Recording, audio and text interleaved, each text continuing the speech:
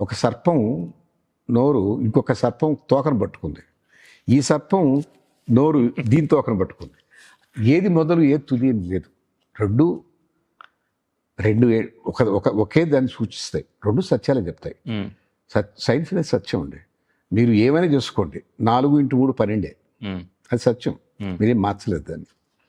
2 atoms of oxygen ఒక atom of hydrogen కలిపితే H2O అవుతుంది. వేరేది కాదు. అది సత్యం. ఆ సత్యమే స్పిరిచువాలిటీ. స్పిరిచువాలిటీ ఎప్పుడు ఊహాజనితం కాదు.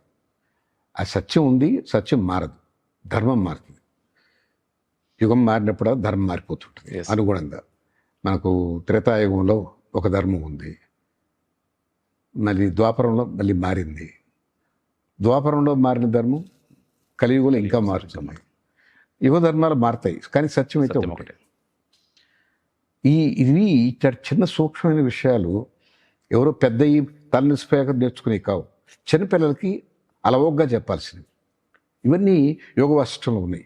అసలు సిలబస్లో అట్లాంటివి పెట్టవచ్చు కదా. చిన్న చిన్న పద్యాలు 2-3 ఒక థాట్ ప్రాసెస్. వాడు దీపం వెలిగిస్తే ఆ తర్వాత అదే వెలుగుతుంది, అది ఇంకో దీపాన్ని వెలిగిస్తుంది. అదే లేకుండా చేసేసి మన సెక్యులర్ అయినటువంటి దొంగ మాటలు మాట్లాడుతూ ఈ పొలిటీషియన్స్ సరస్వదేవి బొమ్మ పెట్టకూడదంటారు. ఎంత దారుణం అది.